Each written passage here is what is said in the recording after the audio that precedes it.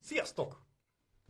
Ez az Aruba Instant bemutató videónk második része. Az előzőben kitértünk az kezdeti dolgokra, mint például az Aruba hátterére, hogy mégis milyen AP-k, meg hogyan épül fel az egész rendszer az Instanton belül. Most pedig arra fogunk fókuszálni, hogy milyen volt konfigurálni, mik a tapasztalataink az eszközökkel, valamint a legvégén a videónak húzunk egy konklúziót is. Kezdjünk is bele!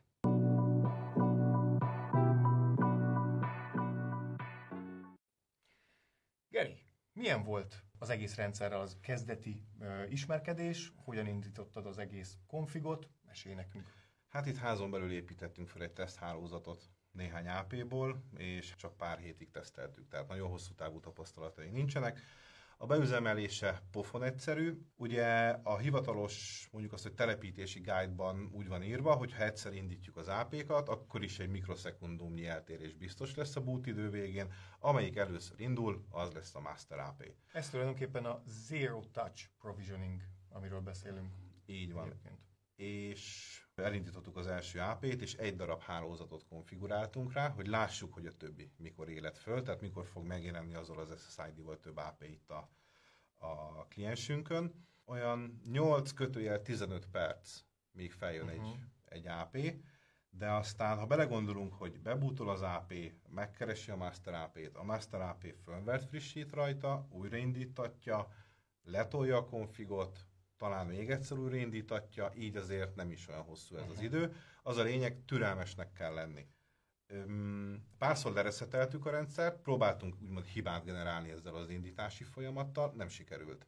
Tehát igazából azt elmondhatjuk, hogy kapcsoljuk be, legyen egy master AP, legyen rajta config, és várjunk türelemmel. És az fel fog jönni. Az összes dolgát lényegben megcsinálja onnantól fogva az AP, ez korrekt, ez szimpatikus. Igen, és jogosan merülhet fel ilyenkor egy kérdés, hogy ha nincs dedikált kontroller, és az egyik AP az úgymond a kontroller, hogy mi történik, ha az AP kiesik a hálózatból. Semmi baj nincsen, a sorban következő erősségű hardware-ű AP fogja átvenni ennek a master AP-nak a szerepét, és egész addig, míg az elsődleges AP vissza nem kerül a hálózatra, addig ő fog dolgozni. Ez egyébként érdekes, mert azonnal van egy redundáns kontrollerű rendszerünk, mert ugye a kontroller az magában az adott fő AP-n, master AP-n fut, és kiesik, azonnal jön helyette egy másik. Tehát ez itt már egyfajta redundanciát meg lehet figyelni a működésben. Így van. És ugye, hogy mitől master AP még a master AP, mikor konfigurálni akarjuk, akkor a master AP IP címét kell a böngészőnkbe beírni, de van annyira intelligens a rendszer, hogy bármelyik AP IP címét beírjuk a böngészőbe, az átirányít minket a master AP-ra. És hogyha a backup master AP van üzemben, akkor természetesen oda fog átirányítani. Tehát nem kell megjegyezni a címeket lényegében. Igen. Még egy ilyen hiba mondjuk szenárió lehet, hogy mi van, ha nem a master AP esik ki, hanem mondjuk így ketté szakad a hálózatunk, tehát két úgymond ilyen AP felhőnk lesz, akkor az egyik oldalon ugye megmarad a master AP, a másik oldalon pedig választanak az AP-k maguknak egy tartalék master AP-t. Ugyanúgy be tudunk lépni, tudjuk konfigurálni akár, természetesen akkor ugye külön-külön konfiguráljuk,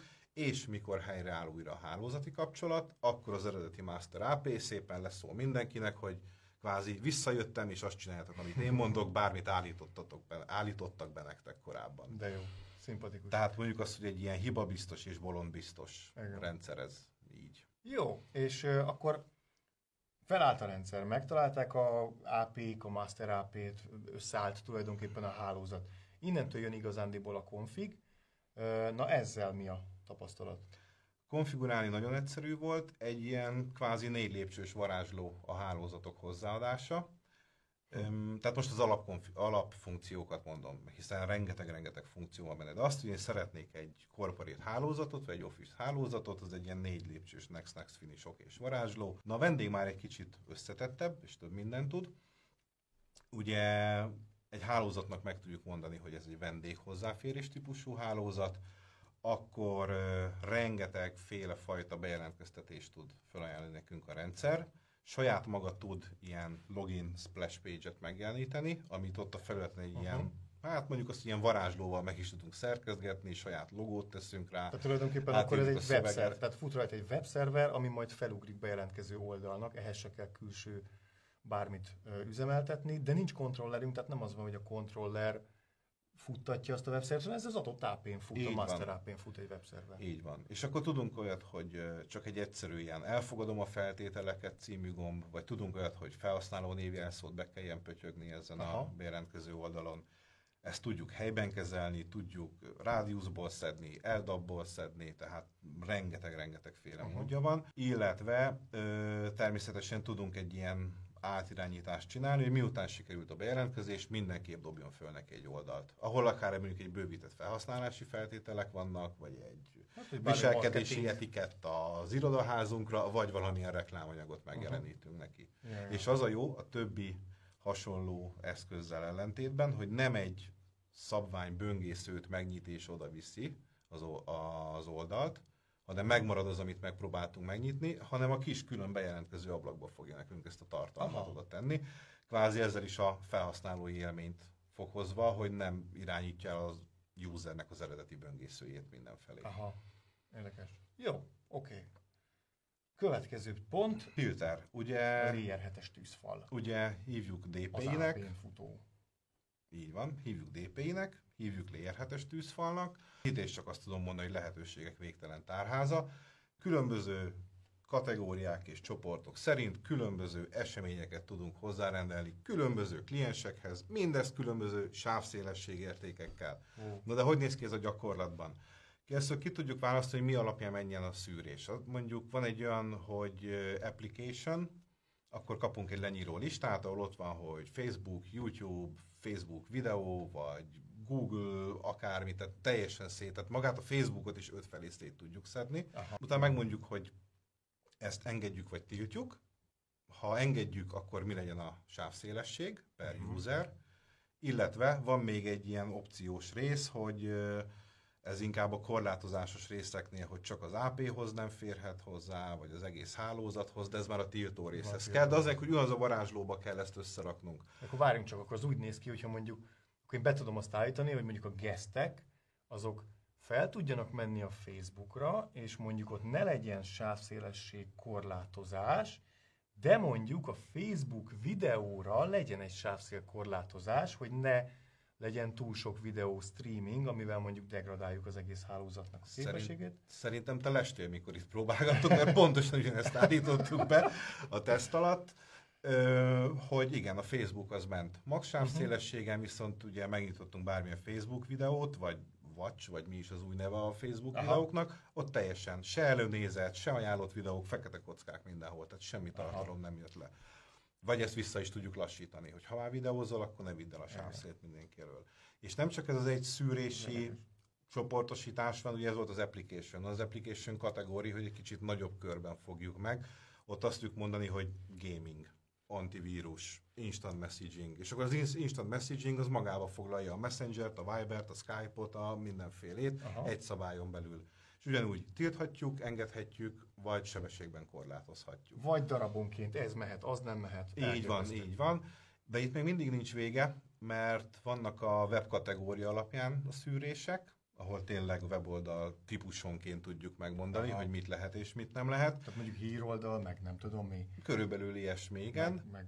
Atyai. És van még egy szempontunk, az pedig a web reputációnak hívják, vagy web reputation, hogy egy 1-től 5-ig tartó skálán tudjuk mondani, hogy lehet vagy nem lehet. Tehát az alacsony reputáció oldalakat egyáltalán nem, a közepes lassítva, a maximumosokat pedig korlát nélkül mondjuk, ezt be tudjuk állítani. És hát ugye ez is a korábban elmondott módszer alapján működik, hogy AP-nként. És csúszkákkal. Tehát, hogy nem kell ehhez nekünk semmilyen weboldal címeket tűzfalba ütni, és akkor onnantól fogva... Nem, egy csúszkával. Oké, kész, be van állítva. Lehet. Tehát a CLI mágusok is megtalálják a számításukat ebben a rendszerben, de tehát mindent tudunk CLI-ből is állítani, de mindent tudunk a WebUI-n is állítani. Én is jobban szeretem a CLI-t, de ez mégis egy olyan rendszer volt, hogy jobban élveztem, hogy grafikusan, és látom, hogy tényleg mit állítok. Úgy állítottuk be. Jó. Akkor Layer 7, kiveséztük? Ezt ki. Kiveséztük. Oké, akkor mi van még? IPS IDS, Security, elvégre egy kis testvére a nagy enterprise hálózatok építőjének. Na, ezen a szinten, ezen a téren mit tud nekünk adni? Kezdjük az IDS-sel, ugye az a támadások detektálásáról szól. Intrusion Detection System. Service? Security System. Mindegy. IDS. A D a lényeg, hogy detection. Igen. Mert az IPS-nél meg majd a protection lesz, de most a detektálás. Szintén grafikus, mondjuk azt varázsló, egy csomó szabály és feltételt tudunk bepipálni, hogy kérjük ezeknek a detektálását, vagy észlelését, vagy nem kérjük. Rengetegféle van, csoportokba szedte nekünk az Aruba, tehát vagy azt mondjuk, hogy known, low, middle, high, és akkor van 3 csoportunk, és akkor egy előre definiáltan rakosgatja be a pipákat a különböző szabályokba, vagy azt mondjuk, hogy custom, és akkor teljesen személyre szabhatjuk, és erről a rendszer dashboardján van egy külön IDS fül, ami egy napló. És folyamatosan frissül. És azt ott értesítést kapunk arról, hogy történtek olyan dolgok a hálózattal, vagy a hálózat körül, amikről ott értesítést kértünk a beállításoknál. És ez a gyakorlatban ez hogyan néz ki? Tehát, hogyha most mit tudom én, mi az, amit itt tudunk specifikusan beállítani? Tehát, hogy mondjuk nem tudom, a támadások, a kintről jövő támadásokat detektálja, vagy hogy? Hát van ilyen, pontosan nem tudtuk, sőt, nagyon keveset tudtunk ebből reprodukálni, hisz nem eresztettünk rá egy fehér orosz hacker csapatot a rendszerre. De amit sikerült, hogy támadó AP-t detektáljon, és ezt majd ki is tudtuk védeni, de ez a következő rész lesz, de detektálni is tudta. És akkor szépen kiírja nekünk, hogy tudjuk, hogy van egy Office nevű hálózat, mi azzal teszteltünk, és akkor kiír nekünk a naplóba, hogy van itt egy MAC address, Office nevű SSID-t szór, 802.11 melyik szabványon, milyen csatorna szélességen, és kiírja, hogy ez egy támadó AP, azaz a rogue AP. Tehát létrehoztatok egy rogue AP-t. Végül is igen. Tehát létrehoztatok egy rogue AP-t, majd az AP-nak beállítottatok ugyanazt az SSID-t. Így van, titkosítást, mindent, és ezt szépen kiírta nekünk a naplóba, hogy itt észleltünk egy ilyet. Sőt, ha rákattintunk erre a sorra, akkor megmutatja, hogy mely Aruba AP-nk milyen jelszinten látja azt a rogue AP-t. Tehát mondjuk azt, hogy ilyen paraszti háromszögeléssel meg is tudjuk keresni, hogy hol van ez. De durva. És akkor, hogyha ehhez akar csatlakozni a mi kliensünk, ami amúgy egy, nem tudom, belső hálózatos kliens a mi rendszerünkön. Na ez már az IPS rész, tehát ugye ez már a protection. Meg tudjuk kérni, szintén ugyanilyen csoportokba osztott szabályok alapján, hogy mi az, ami ellen védekezzen is a rendszer, tehát aktívan lépjen fel. Azért erről tudni kell, és erről a rendszer figyelmeztet is minket óriási nagy piros betűkkel, hogy ez jó néhány országban ez törvénybe ütközik, tehát mindenféle infokommunikációs és adatvédelmi törvényeket sért, hogyha ilyeneket használunk, de be lehet állítani. Mi egyszerűen letettük ezt a rogue AP-t, sima egyszerű móddal a kliensünket közelebb tettük ahhoz az AP-hoz, akkor a kliens úgyis ahhoz próbál majd fölcsatlakozni, és egyszerűen azt láttuk mondjuk az támadó AP logjába, hogy jött egy csatlakozási kérelem egy klienstől, majd jött egy olyan kérelem ugyanettől a klienstől, hogy bontsd is a kapcsolatot. Na azt nem a mi kliensünk küldte, azt ő küldte. Tehát akkor nem engedi, hogy a mi saját kliensünk fölmenjen egy úgymond támadó AP-ra. Magyarországon van sportlétesítmény, ahol több ezer, tehát azt hiszem 3-4 ezer kliensre van méretezve a rendszer. Aruba AP-k vannak, instant vezérelt AP-k vannak, és hát nem is egy ilyen 100-as nagyságrendű amúgy ott az AP szám, hanem ilyen 20 pár AP-val van ez megvalósítva. Ott kicsit láttuk az élesztését, telepítését, próbanapját a rendszernek, azért ott első nap már ilyen 800-900 kliens rohangászott a hálózaton, mindenféle probléma nélkül. Hát igen, masszív tudsz ez. Azt hiszem akkor a konklúziónak kell most már következnie. Lássuk.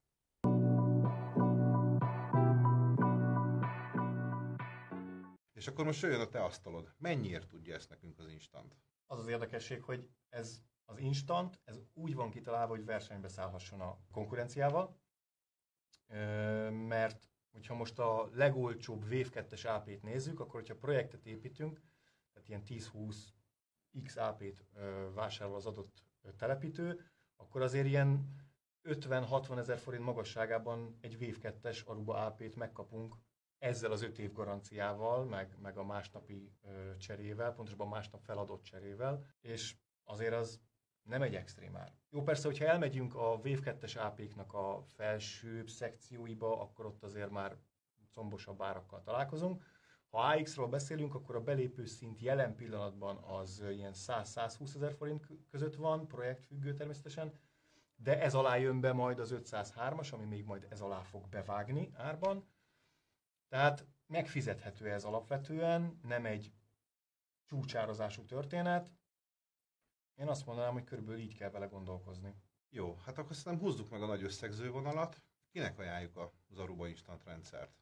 Mindenkinek, aki a legfejlettebb szoftveres feature-öket akarja alkalmazni, lásd VPA3, nem tudom, hogy melyik konkurensnél van már, itt már az Instantban is van, és a legfejlettebb hardvereket is szeretné magáénak tudni, egy olyan beruházást szeretne eszközölni, amivel várhatóan 5 évig biztonságban van, mármint a beruházását illetően, tehát hogy addig ez a rendszer működni fog megfelelően és kiszolgálja a klienseket. Valamint ugye, megint vissza a GAR-hoz, itt ez addig biztosított is lesz. Tehát akkor meghúzhatjuk az összegzést, hogy kvázi űrtechnológia, ha azt nézzük, hogy minden benne van, amit most tudnia kell, Igen. és ezt egy versenyképes áron tudja nyújtani, nem csillagászati árakon. Ergo mindenkinek ajánljuk, akinek ez az árszint már komfortzónán belül van. Köszönjük figyelmeteket, ez volt az Aruba Instant bemutató videósorozatunk második része, és jövő héten valami új tartalommal, amit még nem kötünk az orrotokra, jelentkezünk. Sziasztok! Sziasztok! Iratkozzatok fel! Csengő gombot se felejtsetek el nyomni. Peace!